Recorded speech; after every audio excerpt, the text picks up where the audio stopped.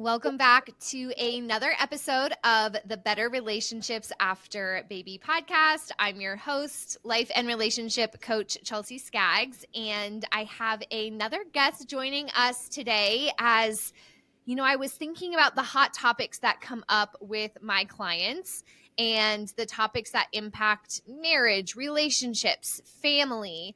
And I knew that we needed some insight from Shannon, who is here with me today.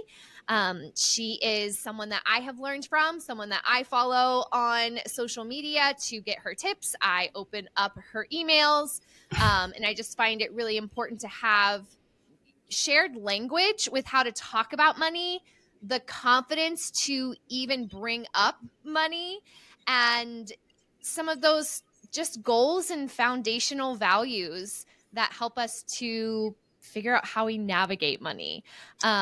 Shannon, will you tell us a little bit about just who you are, how you came to do this work, and why is it important to you to empower people in this way? Thank you so much, Chelsea. I love your audience because it's such a dear and precious time in my life. And I can remember very distinctly having, really young children, young family, what it meant to be in that stage. So I really appreciate being here. My name is Shannon Brown Ward. I'm a money mindset coach and financial educator. I came about this work mainly because I struggled with money like many people do. We don't talk about it in society. And when we do, we're either talking about the uber rich or folks who are really struggling, like can't keep the lights on or can't buy groceries and things like that. But for folks who are kind of in the middle, it's not something really discussed, even though we all need money to survive, right? And money touches every aspect of life. And I realized that, I didn't know what I was doing for a lot of it. And I had to figure it out. And it took me a little bit of like trial and error. But once I got it, and I'm still on the journey, but once I got it, I thought it was so important to share it with other people because money doesn't need to be this thing that ruins lives, really and truly. You can use it for good. You can use it to make your life simpler, and you can really just figure it out with just a little bit of financial education and not the scary stuff that we get from financial advisors or, when you look at what's going on in Wall Street, but a lot of basic personal finance stuff that enables you to enjoy your life and enjoy your money at the same time. Yeah. Okay. So I don't know about you, but I feel like thinking about money growing up, it was either not talked about or it was stressful. I don't know about you. I did not have a lot of just financial literacy. I did not learn that in school.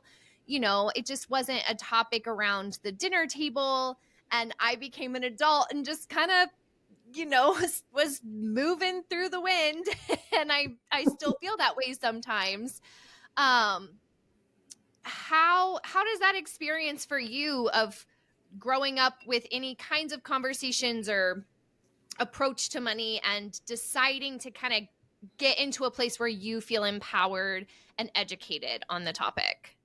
Yeah, I mean, I grew up very similarly. Like, we're not talking about this thing, but it's really stressful. So it's like, what the heck? It's it's stressful anytime the topic of money came up, but we wouldn't talk about how to use it, what to do with it, how to create it. Like, you were just supposed to somehow know that you should save for a rainy day and you're going to grow up and you're going to make money, but that's the extent of it. And of course, I didn't learn about it in school. I know now they're doing a much better job in some schools of at least talking about it in some capacity. And, there's a lot of work that can be done there to make it better, but at least we're realizing that, hey folks, like, everybody needs to understand how this tool works because we're all, we need it to survive. So yeah, I didn't grow up talking about it. very stressful. And it wasn't until I went to other people's homes, especially when I got to high school, because I ended up going to a pretty well to do high school. And all of the kids there had money. And Mm, so what happened was when I started to go to their homes and like hang out with their families, I realized that these guys talked about money all the time. mm, Like no problem. And a lot of their parents were also business owners. So these kids were getting like a master class in money and business, investments, and everything, like at the dinner table every single mm, night. Right. So they didn't have, like, I mean, this is not in general, but most of them didn't have any hangups about money. Like, yeah, they expected to mhm, have it. They expected to use it for things that were not only like for work, but for pleasure. Like they didn't have any mm, qualms about spending a lot of money on vacations or, you know, going on cars, on like things that were just clothing, anything that was fun. They had no qualms about spending money on that. And they had no qualms about investing it either. It was the wildest thing. And so I realized not everybody's walking around with these money mm. hangups. Actually, some people learn about it pretty early on and how to navigate it in a pretty healthy way. Yeah. Yeah. And I am not the money expert here. I am the communication person for couples, but I find a lot that just that lack of common understanding, when you have two people who come from two different experiences, like I don't think I realized until recently that there's like I almost feel like money has its own language. There's like a literacy 100%.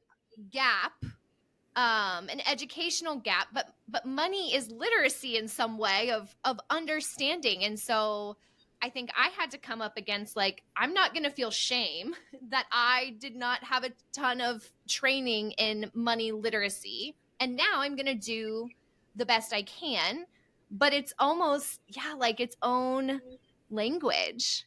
Absolutely. And you learn that language in a way by the time you're 7. So you're Mm, observing how your family, your parents, how they communicate about money, and you get mm, an inkling of how the money works, right? Whether your parents talked about it, didn't talk about it, they fought about it, somebody was hiding things, somebody went bankrupt, somebody had a lot of debt, somebody was a mm, big spender, whatever the case may be. By the time you're 7, you have an idea of what that language is. And as unsophisticated as it is at the time, you bring that language with you to mhm. your relationship. Yeah. Right. So Yeah. then you have Yeah. these two people, like imagine two actual languages, one person speaking Japanese, one person speaking French. You get together and it's like, I don't understand why you don't understand why we can't Yeah. communicate here. Like, what's the problem? Yeah. Right. So it's almost like understanding the fundamentals of your money language and then getting together and trying your very best to communicate and be as honest and open about money as you possibly Mhm. can. Yeah. Yeah. Wow. Okay. And then you just said that thing, Shannon, about like starting to have a language at the age of 7. And I'm like flashing all these things in my head like, oh shit, like what does my 8-year-old have? What is his foundation?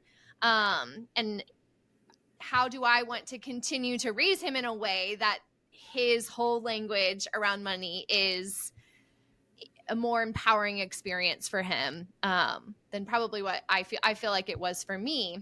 But this topic that's so interesting to me because it comes up obviously in couples all the time. Hmm. But what we were just saying, it kind of peels back a layer. Like people talk about fighting about money. We fight about money. It's a top reason for divorce. Like no Hmm. surprise here. And not only is it like different values being represented, but a whole different mindset and kind of foundation of how we think about it. So I say that just to be like, if you are out there and you and your partner have a hard time getting on the same page about money, like I think that's probably pretty common. And it's such an important area to hone in on getting good at talking about money. Absolutely. Absolutely. It's so important to make that part of your foundation because it's Mhm. really tied up in your value system, right? Yes. And so if there is any discord there with money, it's going to show up in every aspect of your life. So really being comfortable and becoming comfortable talking about it is it's a journey in and of itself, Mhm. right? Mhm. Because you Yeah. both, even two kids, like I have two kids that are raised in the same household, same parents, same everything. They have totally different outlooks about money. Wow. Completely, completely.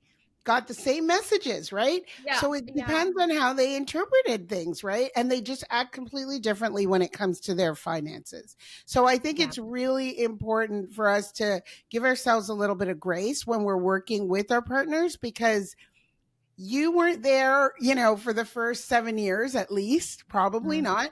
And so you don't necessarily understand what they internalize. So that's Mhm. what we have to talk about. That's what Yeah. we have to see. And then we can really hone in on okay, how can we combine our shared values and figure out what our shared goals are? Mhm. Yeah, and I think that's something I like about your approach is it's playful, it's explorative, it's, addressing what is that little girl in your brain saying or what is that, Mhm. maybe teenager who was having thoughts about her mom spending or all of those things. It's playful and it's explorative and not like prescriptive. I think money gets a really bad rap because it can be boring and prescriptive and 100%. it doesn't feel so adventurous, but I think you offer an adventurous approach to it. Yeah, I don't think it should be restrictive either. Right? A lot Mm, of the times when we talk about money, it's like, this is what you cannot do. You should mhm. not do. You mustn't do. Right? And I tried that. I personally tried that, right? Yeah. Where I restricted everything. It was a epic fail. And I wasted a lot of time doing that over and over and over again. Mm, And until I realized that, look, there's some things that you enjoy, there's some things you want to do, there's some things you don't care about as much. Focus on the things that you enjoy. And this is mm, again where, you and your spouse can talk about, hey, we have common values. We want to mhm. do this together. We want to do this as a family. The other stuff, it doesn't matter.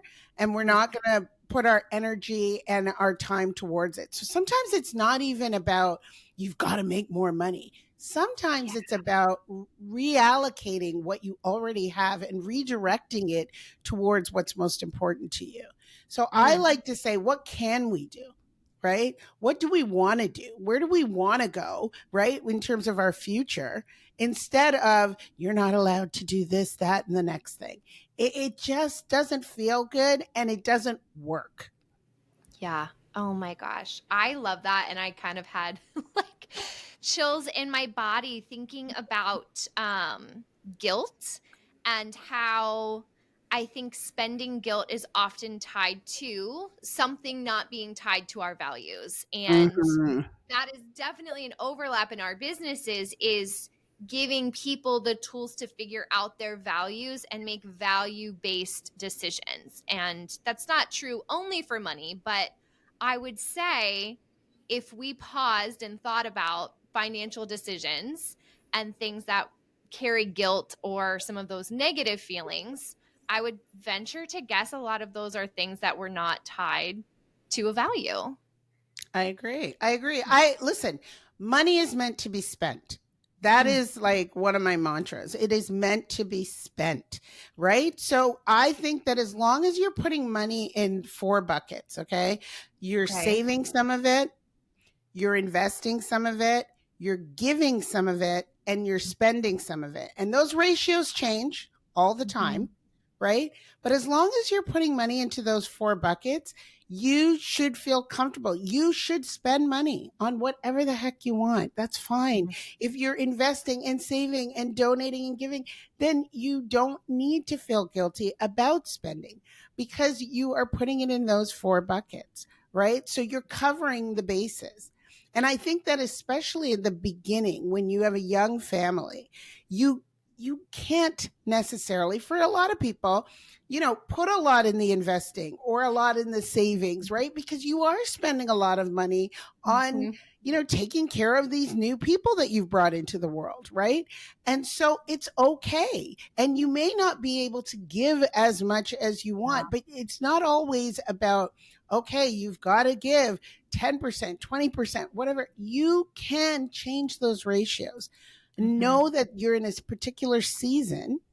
And so at this particular time, which lasts for a little bit, this Mhm. particular time, you may be spending a little bit more on, nurturing and raising these children. Yeah. That doesn't mean that you ignore the other buckets. It just may mean the ratios may not look exactly the same as they looked before you guys had kids and as they'll look when the kids are gone. Yeah. Okay.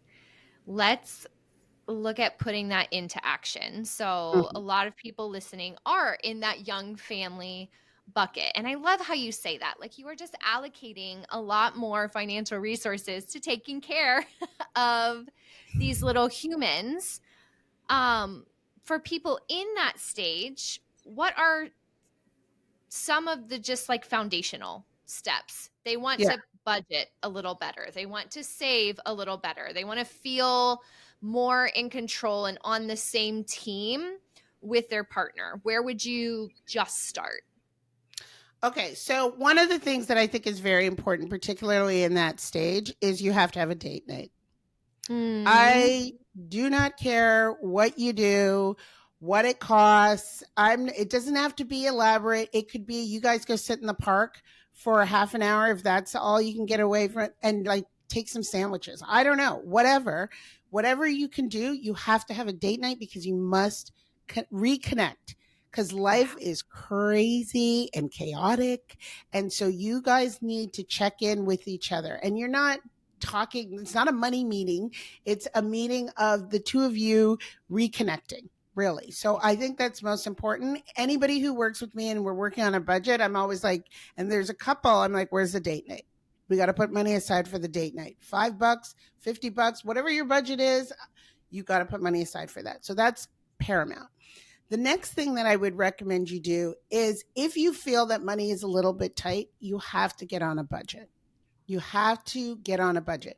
You don't need to be on a budget for the rest of your life, Mm, but you need to get a handle of not only what's coming in, but what's going out, and more importantly, where it's going. So it is mhm. so very important to get on that budget because a lot of the times we don't know that money is kind of slipping through the cracks. We don't know where it's going. It feels really tight. And a lot of the times I get in there and I'm like, well, here's an extra, I'm a great money finder. Here's an extra, $300 a month, $500 a month. Is that Yeah. where you wanted it to go?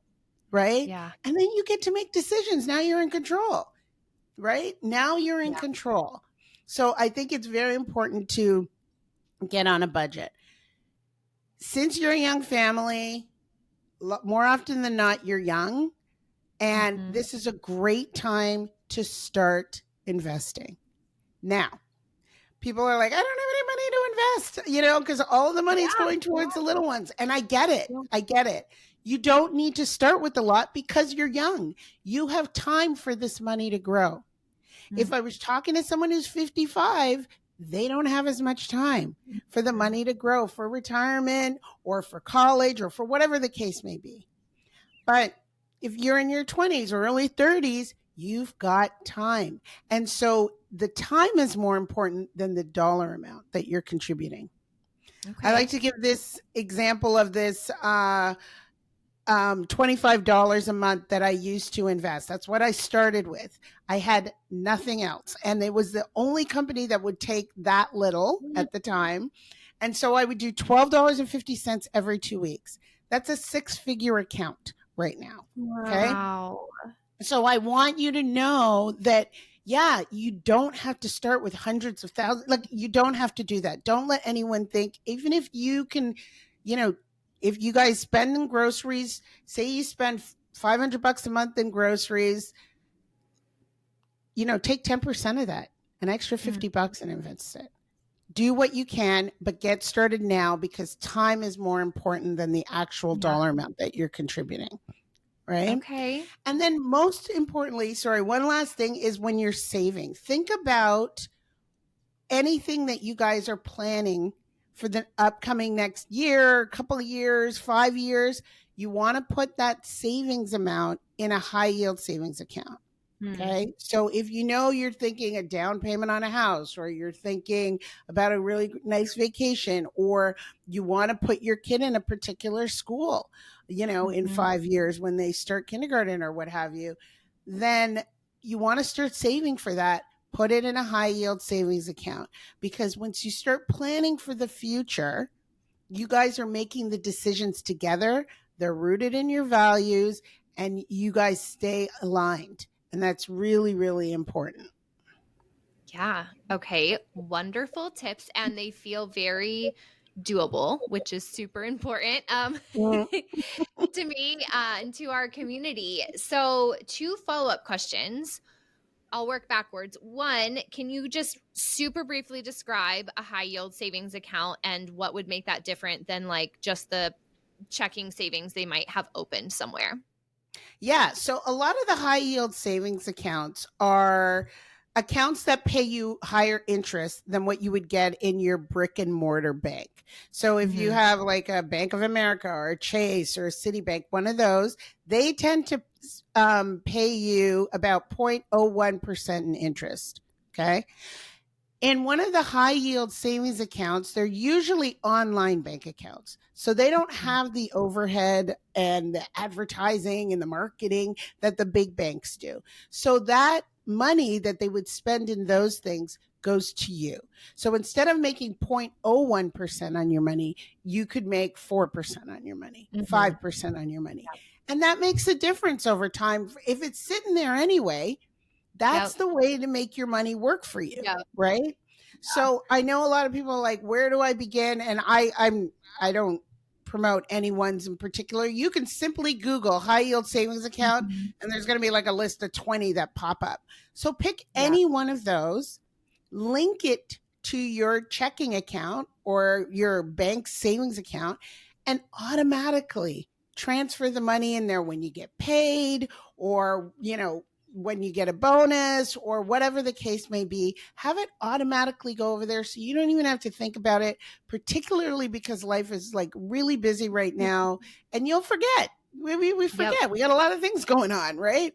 And so if you know that every 2 weeks, $25 is going into this savings account, great. That's what you want. Yeah, I love that because it's like an easy win. I was so excited when we found our high yield savings account last year and just made that move of money, and to see it build more quickly was just really fun. So I think that's like an easy, quick something someone can do to have a little win. Absolutely. It's magical. Okay, so as the years go on, your family needs are changing. The kids are maybe wanting more specific items. They want their shoes to be a certain brand. You're thinking about exactly where you go on vacation and not just if you do go on vacation. And I know we talked about you want to enjoy your life. This is in no way, money should not be a punishment or not enjoying your life.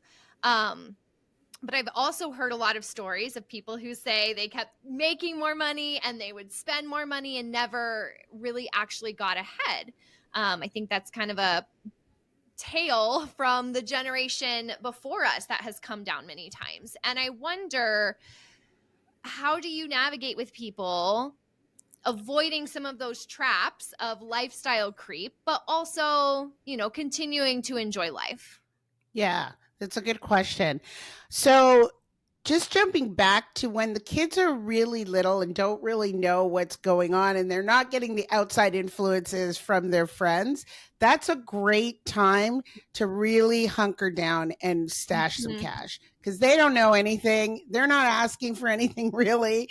They're not getting those outside influences. So it's a lot easier to, just put your head down and take care of saving and investing and doing things like that. as the kids enter school and they start having friends, it's exactly what you're talking about, Chelsea. Now they're going to start asking for things. There are things that they're going to want. They're also going to want to partake in like extracurricular activities, great vacations. Everyone's going away for spring break. All of this kind of stuff is going on.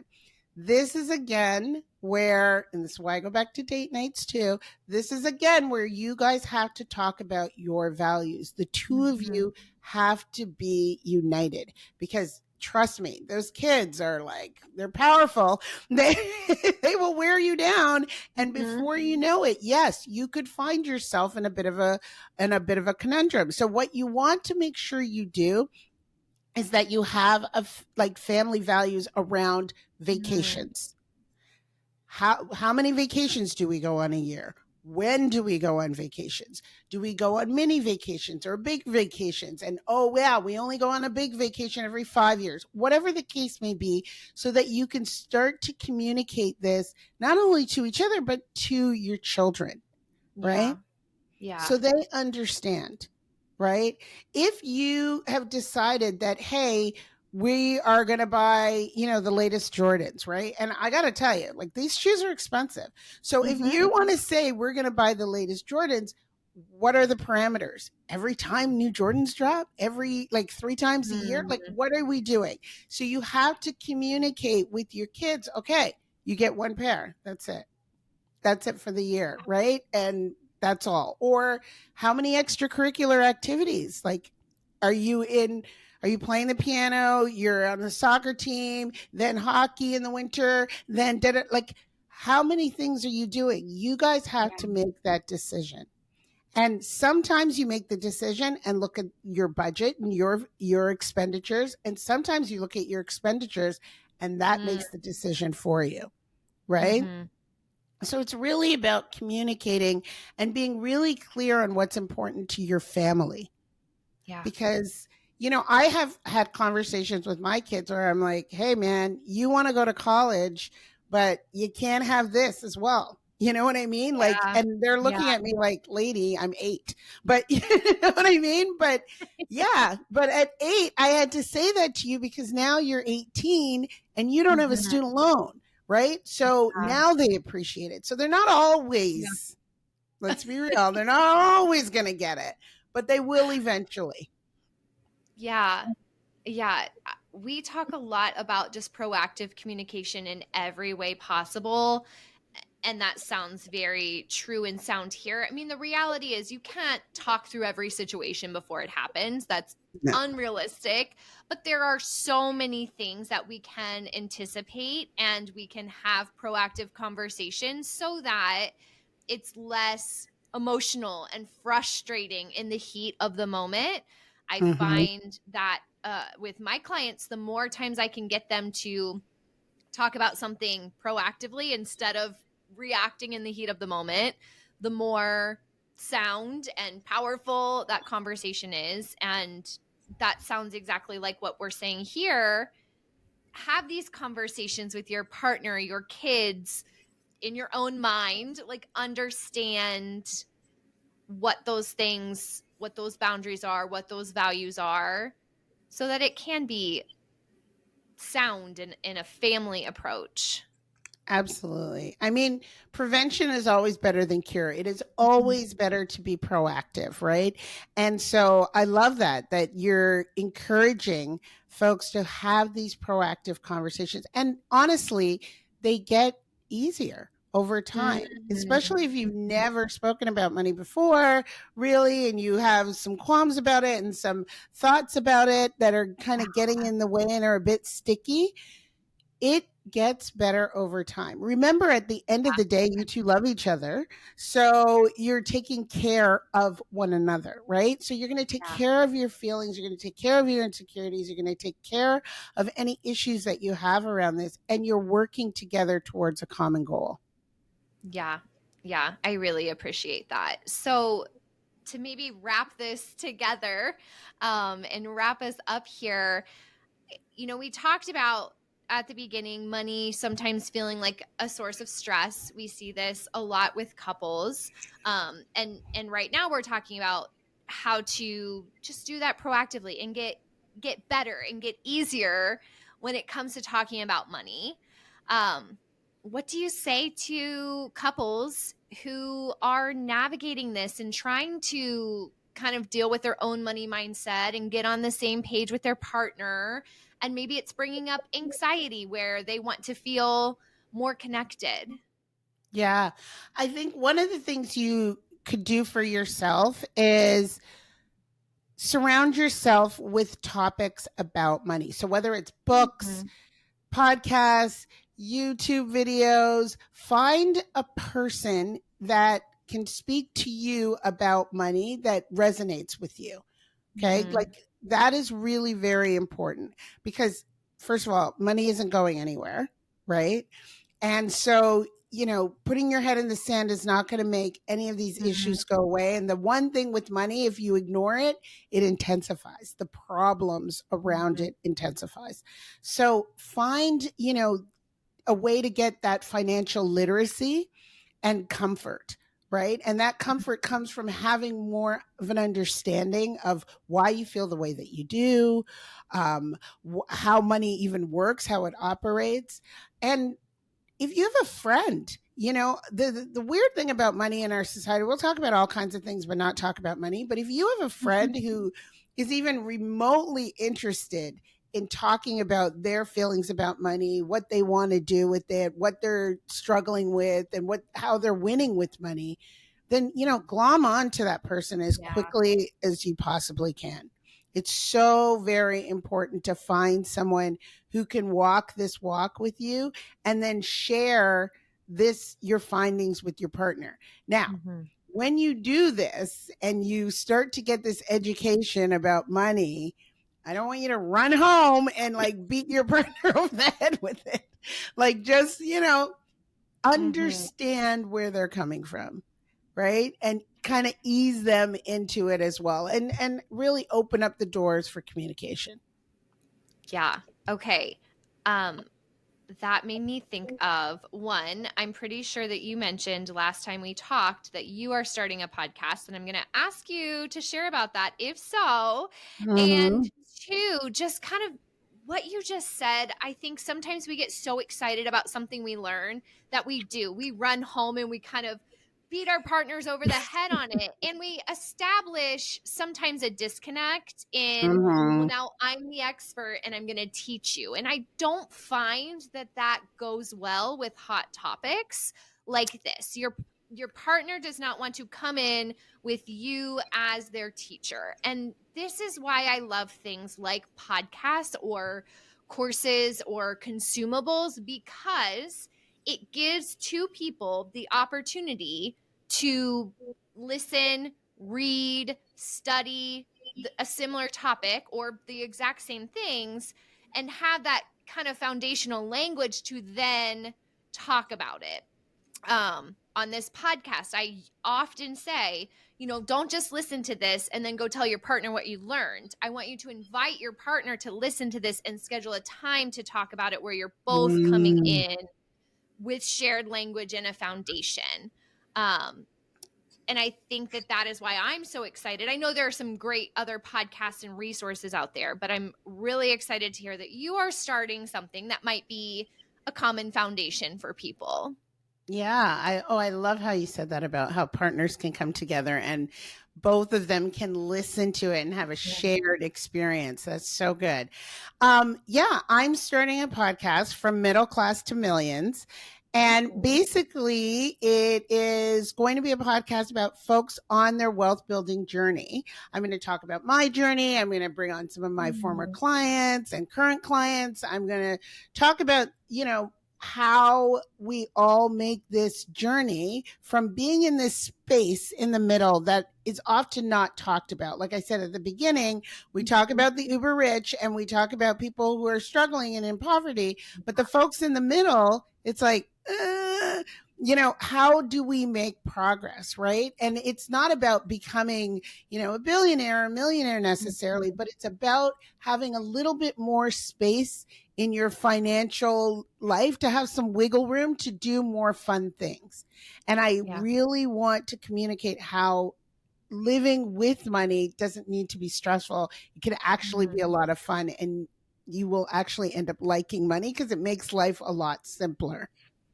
Okay, that is very fun. And, I told you at the beginning of this, Shannon, but a lot of my community has kind of been raised with a very like I don't know if detrimental is the word I want, but restrictive. Mm. Money is bad. We've got some complicated mindsets with money that I think my generation was raised with, and especially in certain communities. And so it's just really exciting for me when you talk, because I think that, if it resonates for me, and I know that that will resonate for my clients and the people who are listening as well. And I believe you have kind of two pathways that you help people. Is that right? Like, we've got this, like, I need a budget and I'm in debt and I'm paying off debt, and like I'm kind of floating by, but I want to learn how to do that more intentionally. Can you tell us about those two paths?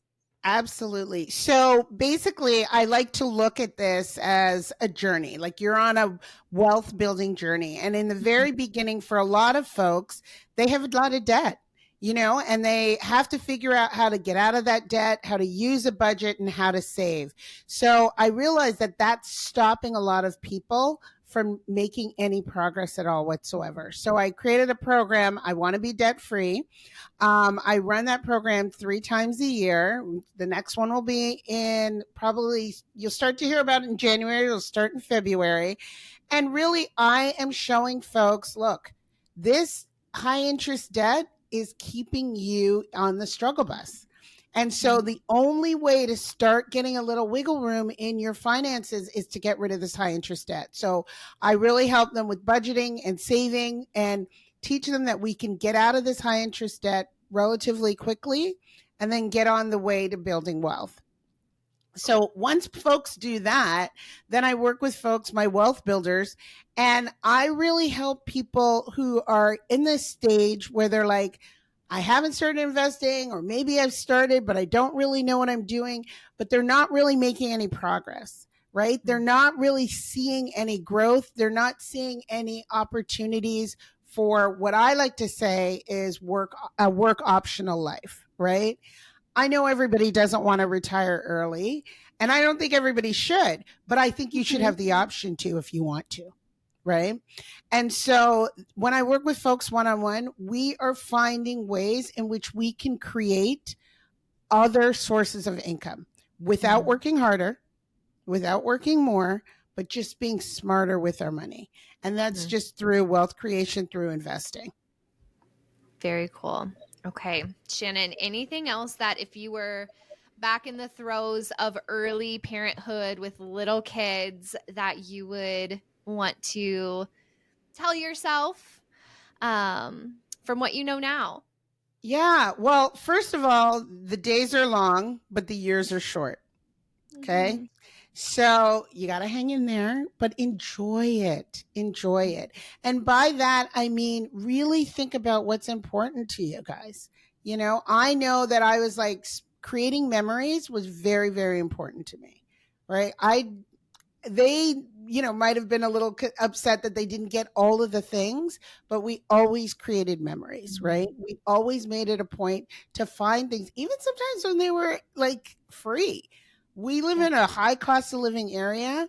I'm right outside of New York City. We would find the greatest things to do in New York for free. So if you get a little creative, have time, spend time with your kids. It doesn't have to cost a lot of money or any money at all, but really just, it goes by like in a blink of an eye. So yeah, spend time with them.